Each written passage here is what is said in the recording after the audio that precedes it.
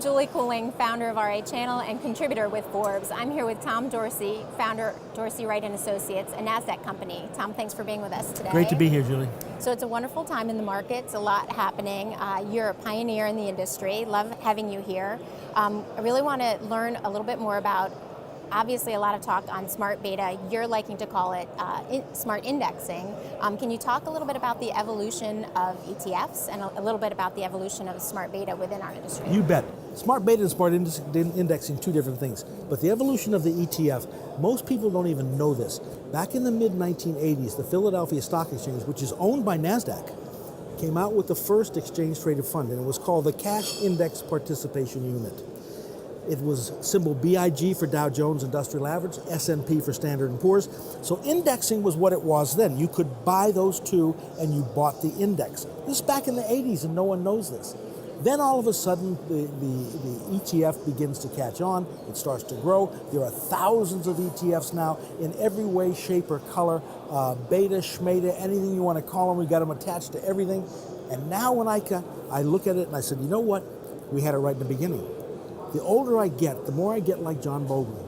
And I coined the word smart indexing, because most people say indexing. Aren't you just buying a Standard & Poor's 500? How do you be smart about that?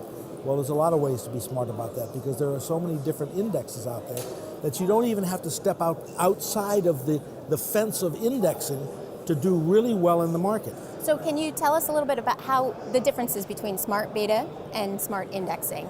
Obviously, cap-weighted indices is how the traditional core indexes have been created. And as you mentioned, so many new products in ways to enhance that market cap via smart beta indexing. But I want you to talk a little bit about the differences, but also with so much product, obviously you're very big on education. How are you helping advisors incorporate these into their portfolios? Because there's just so much information out there, and how do you really get them to build smarter, better portfolios? Julie, that's a multilateral question. I hope you don't want a unilateral answer. No, smart beta to me was a very smart marketing term. That's what it is, marketing.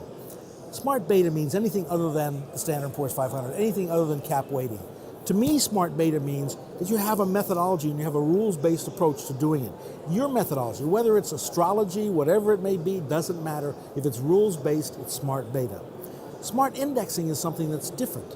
Smart beta means you can use all different types of sectors, all different large cap, small cap, everything you can think of in your mix. Smart indexing is different. If you think about, did you know that there are two Standard & Poor's 500s? I did not. I would ask you a question. Can the S&P 500 beat the S&P 500? Sounds like, can IBM beat IBM? Right. Well, the answer is yes, because there are two indexes.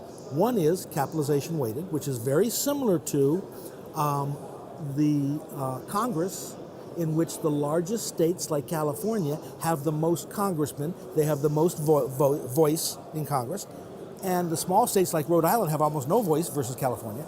That would be cap weight. Equal weight is like the Senate. Every state has two senators. So Rhode Island has just as much voice in the Senate as California does. S&P 500, two S&P 500s. One is cap weight, one is equal weight. They trade totally differently. So just by knowing that, you're smart indexing, because the equal weight S&P has beat the pants off the cap weight over the last decade. So if you had a choice of being in the S&P 500, which one should I be in? Most advisors and customers don't even know that. And how are you helping advisors figure that out? Education, that's what DWA was built on. If you said, Tom, what's the one word that you would use for the success of Dorsey, Wright & Associates? It's education, plain and simple. We have been educating people for 30 years. One of the main things that we do is relative strength. So when you come to Dorsey, Wright & Associates as a client, number one, we provide you all of the first-rate tools you can possibly imagine to manage your business. But we have education along the way to teach you how to use those tools and to support you in using those tools. Relative strength is one of them. If I want to compare and contrast the S&P 500 cap and equal weight, I have to do a relative strength calculation. Right. So we have the tools that allow you to do that.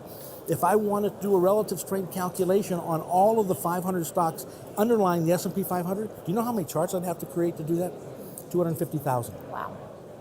Technology is the only way it can happen. Right. So on our site, we're able to do things that you couldn't even conceive of doing years ago that help the advisor manage his business. And you're talking about technology tools that are actually available, portfolio construction tools. Absolutely. Everything you can think of, and qualified, educated analysts that are there at your beck and call. Well, thank you so much for your time. Love having you here with us, and good luck to you. Anytime.